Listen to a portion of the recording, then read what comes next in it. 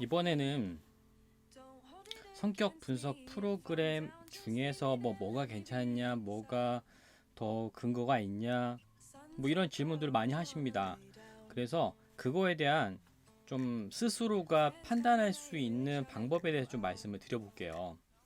성격 분석 프로그램들 중에서 이제 뭐가 더 신뢰를 할 수가 있냐, 뭐 이런 고민들 많이 하시는데, 뭐 과학적이냐, 이건 정말 통계학을 기반으로 했다. 이게 다른 것들보다 더 신뢰할 수 있고 가장 최고의 프로그램이다. 막 이런 자랑들을 각자 늘어놓을 수가 있어요. 근데 뭐가 정말 맞는 표현인지 한번 살펴보도록 하겠습니다. 먼저 제가 이 과학적이라고 하는 것을 좀 말씀드려 볼게요. 과학적. 자, 성격 분석 프로그램 중에서, 그죠? 성격을 따져보는 프로그램 중에서 과학적인 게 있을까요? 이거를 정확히 판단하려면 과학적이라는 게 무슨 말인지 알아야 돼요. 과학적인 게 뭡니까? 그런 현상이 나타나게 된 근거가 정확히 뭔지를 확인할 수가 있어야 되잖아요. 그럼 보세요. 어떤 사람이 굉장히 주도적인 성격이에요. 그 주도적인 성격을 파악하는데 과학적인 방법이 있어요? 만약에 과학적이라고 평가가 되려면 예를 들면 이렇게 돼야 됩니다. 뇌를 스캔을 해보니까 뇌에 A부터 E까지 해당하는 부분이 있는데 그 중에서 C에 해당하는 부분이 컸을 때 주도적인 성격에 영향을 미칩니다라고 하는 일단 근거 자료가 있어야 돼요. 그거에 대한 연구 자료가 있어야 되고, 그 다음에 사람의 뇌를 스캔을 했을 때 실제로 이 사람이 평균 사이즈보다도 월등히 크다라는 평가가 있어야 됩니다. 그쵸? 그랬을 때 또 실제로 이 사람이 주도적인 모습을 보여줘요. 그러면 이거는 과학적으로 검증된 자료를 가지고 과학적으로 실험을 통해서 주도적인 성격이다 라고 얘기를 하는데, 자, 이렇게 평가하는 방법이 이 세상에 있습니까? 없어요. 뇌의 어느 부분이 이 사람의 어떤 성격을 좌우하는지 명확하게 밝혀진 그런 실험, 그런 결과 없습니다. 그래서 성격 프로그램 중에 이건 정말 과학적입니다, 가장 과학적이에요 라고 하는 거는 없어요. 그 말 자체가 엄연히 보면 거짓말입니다. 과학적인 게 어디 있습니까? 과학적으로 될 수가 없어요. 절대 될 수가 없습니다. 그래서 과학적으로 될 수 없는 거를 과학적이다 라고 얘기를 하는 게 뭐예요? 사실 나의 프로그램이 더 좋다라고 꼬시기 위한 사실 멘트밖에 되지 않습니다. 어떻게 과학적이에요? 그런데 사람들의 의도는 이건 있잖아요. 왠지 과학적이라고 해야지만 더 신뢰가 가고 내가 그걸 배웠을 때 더 의미가 있고 여러 가지 프로그램 중에서 가장 그게 진보된 약간 이런 느낌을 주지 않습니까? 그래서 이제 과학적인 내용들을 막 가져다 쓰려고 해요. 그때 제일 많이 쓰는 게 양자역학이에요. 양자역학, 양자물리학. 이거는 양자물리학적으로 나타날 수 있는 부분이어서 막 그런 얘기들을 막 씁니다. 책 중에 아마 그런 책들 읽어보신 적 있을 거예요. 양자역학을 공부를 제대로 하신다면 그런 얘기를 쉽게 바깥으로 내보낼 수는 없을 겁니다. 과학적으로 보이기 위해서 사용하는 약간 그럴듯하게 연관이 있어 보이는 것을 쓴 거고요. 그런 쪽에서는 양자역학이 가장 적합하기 때문에 가져다 쓰는 건데, 사실 정확하게 따지고 들어가 보면 명확하게 연관성을 일치시킬 수는 없다라는 거죠. 그래서 과학적인 거 먼저 좀 말씀을 드렸고, 그 다음에 통계학적인 얘기를 좀 해보겠습니다. 성격 따지는 그런 검사지, 진단지 같은 거를 이렇게 풀다 보시면 문항이 나오고 거기다 이렇게 뭐 체크를 한다든지 점수를 매긴다든지 해서 전체 토탈 합계를 매겨서 나의 성격은 이 중에서 뭐가 높고 뭐는 낮게 나오고 이런 것들 따지지 않습니까? 제가 강의하고 있는 디스크나 애니어그램도 그런 식으로 따집니다. 자, 이 방식은 뭐예요? 이 과학적이에요? 과학적이지 않죠. 과학적이라고 하는 단어를 쓸 이유가 없어요. 그냥 나 스스로가 나에 대해서 점수를 매기는 거죠. 근데 한 문항이 아니고 소수의 문항이 아니라 막 80문항, 100문항 되는 많은 문항을 풀어가면서 내가 어디에 더 가까운지 어떤 모습을 더 보여주는지를 통계적으로 따지는 거죠. 그래서 현재는 통계적으로 따지는 방법이 가장 현대적인 방법이에요. 이거 왜 없어요? 그런데 지금 이 시대에 이런 통계적인 방법 외에도 많이 사용하고 있는 방법이 있긴 있어요. 그래서 지금 그걸 설명을 드리려고 좀 합니다. 자, 그 방법은 그럼 뭐냐? 신비적인 방법입니다. 신비주의예요.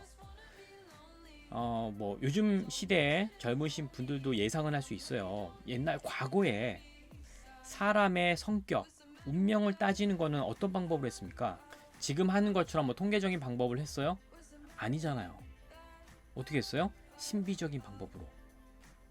그래서 하늘의 기상, 뭐 날씨 같은 걸로 또 하늘에 별똥별이 떨어진다든지 이런 것들 가지고 점을 치는 것들을 우리가 사극에서도 보지 않았습니까? 그러면 그런 과거의 신비적인 방식으로 사람의 성격을 따지는 거에 가장 대표적인 게 뭐예요? 나 태어난 생일을 가지고 따지는 거죠. 년, 월, 일, 시까지 따져서 그걸 집어넣어가지고 정해진 프로그램 안에 나의 성격은 어딘지를 찾아가는 방식이죠. 자, 그런데 여기에서 또 질문을 해봐야 되는 게 있어요. 내가 태어난 년, 월, 일, 시가 나의 성격을 말해준다라고 하는 근거가 있습니까? 자, 오늘이 2021년 11월 1일이에요. 자, 11월 1일에 2021년 11월 1일에 태어난 사람은 다 같은 성격이에요? 11월 1일이니까 가을이죠. 자, 가을. 날씨가 가을이에요. 바깥에. 겨울이 아닙니다. 자, 가을. 이때 태어난 사람은 다 그 가을 날씨에 맞는 그런 성격을 가지고 있어요? 그럼 쌍둥이들은 다 같은 성격이에요? 나랑 완전히 다른 해에 태어났고 다른 시간에 태어난 사람 중에 나랑 비슷한 성격은 없어요? 있을 수 있죠. 내 태어난 연월일시를 가지고서 성격을 따진다라는 그 근거가 있습니까? 없어요. 그런데 이때 태어난 사람은 이런 성격을 보여주고 뭐 이런 얘기들이 있을 거예요. 그거를 왜 믿어요? 그렇다고 하니까 그냥 믿는 거죠. 그쵸? 근데 그 근거가 있냐고요? 근거가 없잖아. 이거 통계도 아니잖아요. 정해놓은 틀 안에서 집어넣어서 나의 성격을 따져가는 거 아니겠습니까? 연월일시만 가지고 따지겠어요? 자, 신비주의는 중요한 게 뭐냐면 숫자입니다. 숫자를 가지고 집어넣어서 풀어요. 숫자가 필요해요. 숫자를 넣었을 때가 이 계산하는 게 제일 좋거든요. 그래서 또 뭐가 있냐면 이름에 횟수 있죠. 또 자세히 또 나눠보면 자음과 모음이 있어요. 그래서 어떤 사람은 자음만 가지고 따지고 어떤 사람은 모음까지도 따져서 횟수를 가지고 이 사람의 운명은 어떻고 이제 얘기를 하죠. 그런데 그런 사람들이 얘기하는 보여주는 사례들을 보면 과거의 인물들 가지고서 따진 사례를 보여줘요. 그 사례를 본 사람들은 다 뭐예요? 이미 알고 있는 사람. 근데 이름을 가지고 따졌더니 뭐 인생이 굉장히 험난했어요. 험난한 사람의 사례만 가지고 보여주니까 맞죠. 그렇게 따졌는데 험난하지 않은 수많은 사례들은 얘기를 꺼내놓지 않는 거죠. 어떤 사람 굉장히 부자예요. 왜 부자예요? 이름의 횟수를 따져봤더니 이런 횟수는 부자가 된다고 얘기를 합니다. 근데 그렇게 따졌을 때 가난한 사람의 사례는 보여주지 않잖아요. 뭔지 아시겠죠? 사람이 굉장히 객관적으로 따지지 않습니다. 그냥 넘어갈 수 있어요. 쉽게 넘어갈 수 있어요. 그리고 사람에 따라서 더 쉽게 넘어가는 사람이 있고 아닌 사람이 있죠. 그래서 이름도 그렇고요. 또 뭐가 있습니까? 또 이름 안에 한국 사람은 또 한자로 이름을 짓잖아요. 거기에 보면은 이름을 쪼개보면 또 한자가 나눠지죠. 그래서 거기에 만약에 불화자가 들어가면 어떻게 돼요? 화가 있는 거죠. 물숫자가 있으면 물과 같은 특징이 있고 물이 없으면 그래서 물가에 가는 걸 싫어하고 또 매산자가 들어가 있으면 어때요? 산 타는 걸 좋아하지만 산이 없으면 산을 싫어한다. 이름에 산이 없어도 산 타는 거 싫어하는 사람 굉장히 많고요.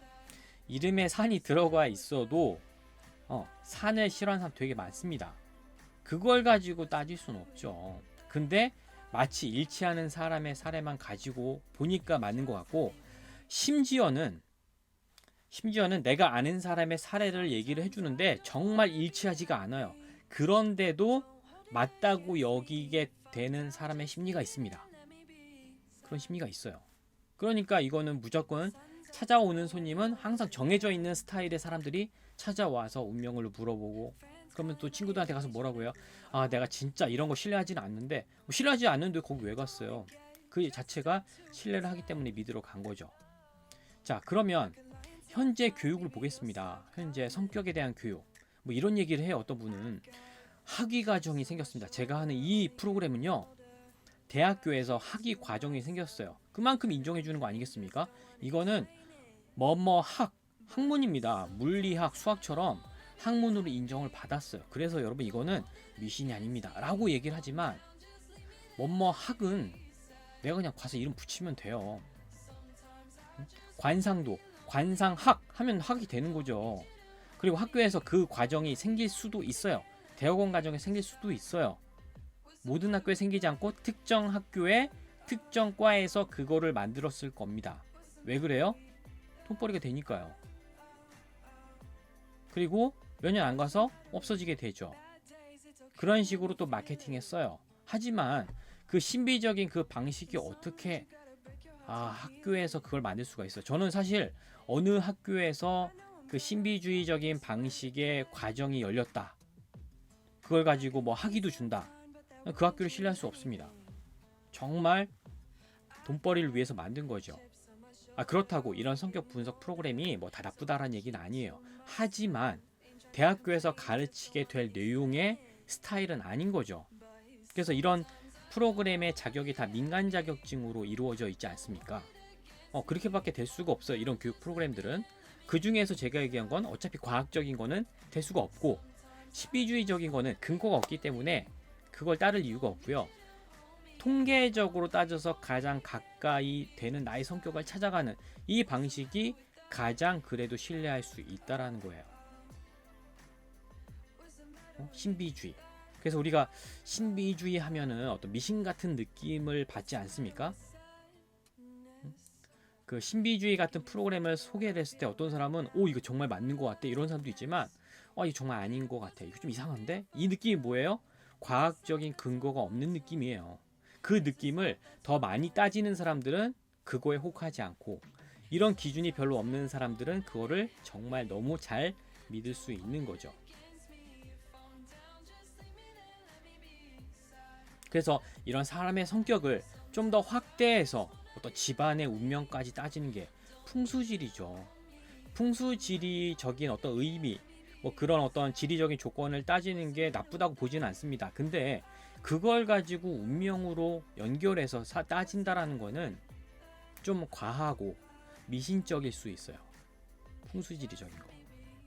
봐봐요. 제가 왜 이런 얘기를 하냐면, 자, 어떤 사람이 집에 돈이 쌓이지가 않는 거예요. 계속 돈이 바깥으로 빠져나가요. 근데 어느 날 이 사람이 풍수지리적인 어떤 상담을 받고 오니까 뭐라고 하냐면, 자, 집안의 현관문과 화장실 문까지가 이렇게 일직선으로 되어 있어요. 이게 일직선으로 되어 있으면 돈이 자꾸 빠져나간대요. 그래서 어떻게 했냐, 화장실 문 앞에 화분들을 가져다 놓고 뭐 이런 조치들을 취하겠죠. 그러면 이제 안 빠져나가겠다 라고 생각을 하겠죠. 풍수지리적인 컨설팅을 받고 왔으니까. 그럼 잘 생각해 보세요. 돈을 쓰는 주체는 누굽니까? 집안의 공기의 흐름이에요? 아니죠. 나죠. 돈 쓰는 주체는 납니다. 내가 그동안 돈을 바깥에 막 썼다란 얘기예요. 그러면 뭘 고쳐야 됩니까?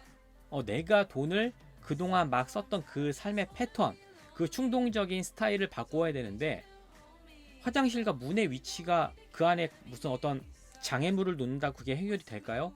말이 안 되는 얘기죠. 말이 될 수가 없어요. 뭔지 아시겠습니까?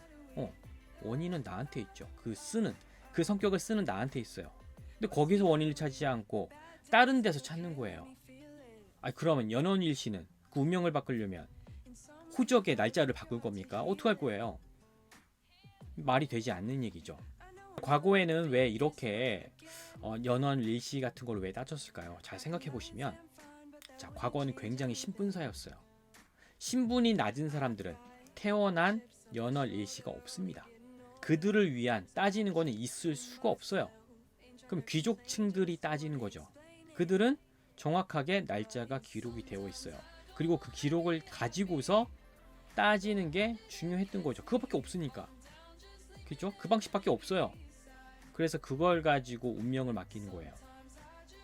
특히 이제 어떤 왕족 같은 경우가 더 중요하겠죠.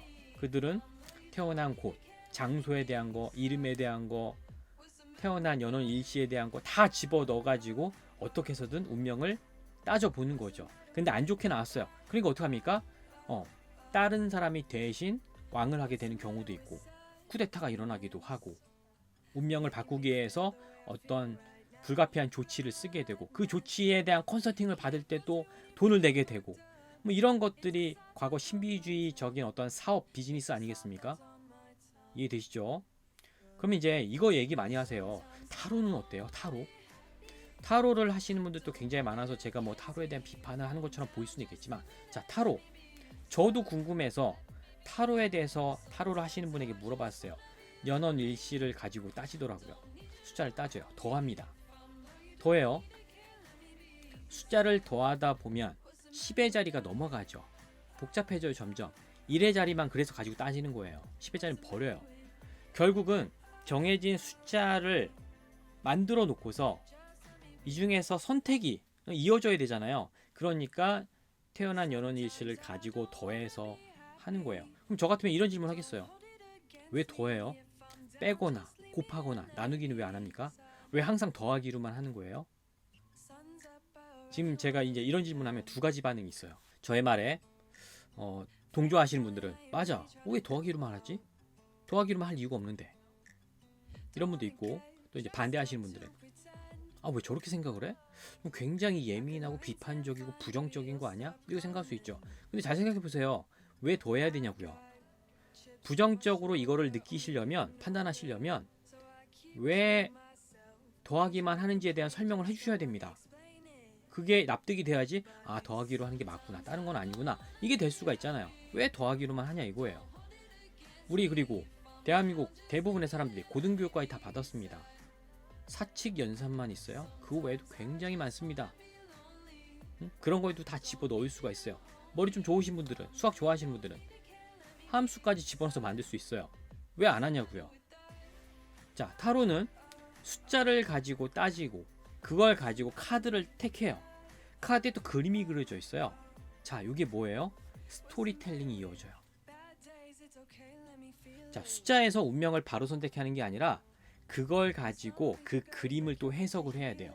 근데 여기에 또 뭐가 좌우가 되냐면 해석하는 사람의 말빨, 어떤 상상력, 이야기를 풀어가는데 그 표현하는 어떤 어휘력, 이런 것들이 굉장히 중요하게 작용을 해요. 그러다 보니까 이거 신비주의에서 약간 더 나아가서 뭔가 풍성한 내용들이 들어가 있어요. 자, 그러면 타로 과학적입니까? 통계적이에요? 아니죠. 그냥 따지고 숫자를 가지고 따져서 연결한 다음에 그림을 가지고 또 해석하니까 이거는 점점 객관적으로 따질 수 있는 것으로부터 더 멀어집니다. 물론 이게 사람들 간의 어떤 대화를 하고 거리를 허물게 되고 뭐 이런 관계를 좋게 만드는 여러 가지 요소들로 작용할 수는 있겠지만, 지금 제가 얘기하는 거는 성격을 파악하는 거잖아요. 더 나가서 뭐 운명을 따진다고 했을 때 타로는 굉장히 신비주의적인 요소가 너무 많이 들어가 있어요. 사실 타로를 그래서 잘하는 사람들은 누구냐면 말빨도 좋지만 어떤 그 사전 지식, 기본 지식, 전 세계적인 어떤 역사, 문화, 사회적인 또 신화 같은 것들 많이 알고 있는 사람은 정말 잘 풀어낼 수가 있어요. 대단합니다. 듣고 있으면 너무나 재밌죠. 근데 그게 아니라 그냥 지금 매뉴얼들을 배워서 하려고 하는 사람들은 이건 이렇다고 합니다. 끝이에요. 제가 만약에 타로를 한다고 한다면 저는 그래서 전 세계 문화에 대해서 공부를 하겠습니다. 자, 지금 뭐 타로를 권장한다는 얘기 아니라 타로는 이런 스타일이라고 제가 지금 말씀을 드리는 거예요. 자, 그래서 이제 결론 요것만 좀 말씀드리려고 합니다.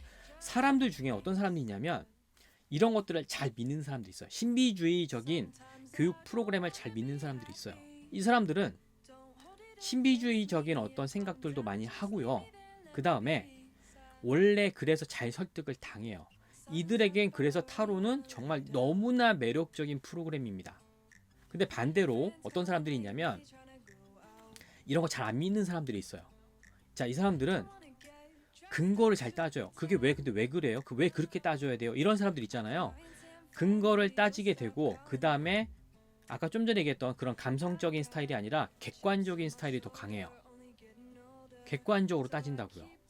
그래서 타로의 얘기를 다 듣고 재밌게 듣더라도 그런데 이게 왜 이런 운명을 좌우합니까? 또 객관적인 질문을 하게 되는 거죠. 자, 여러분 또 이 영상 보시는 분 중에 개인적인 어떤 이유 때문에 이런 성격들을 공부하시려고 하는 분들, 아니면 내가 강의를 하고 싶어서, 또는 내가 다른 사업을 하는데 그 사업에 이런 프로그램들이 필요해서 사용하셔야 되는 분들이 있을 겁니다. 그분들 난 도대체 뭘 배워야 돼요? 굉장히 많은 것들이 있잖아요. 그 중에서 뭘 배워야 되냐? 제가 말씀드리는 거는 객관적인 거, 통계적으로 따질 수 있는 것을 가지고 배우시는 게 그래서 가장 낫다라는 얘기를 드리는 거고, 항상 어떤 걸 배우더라도 이건 왜 이런 근거가 있어요? 이건 어떻게 이렇게 연결되는 거예요? 이런 질문들을 하셔야 되지,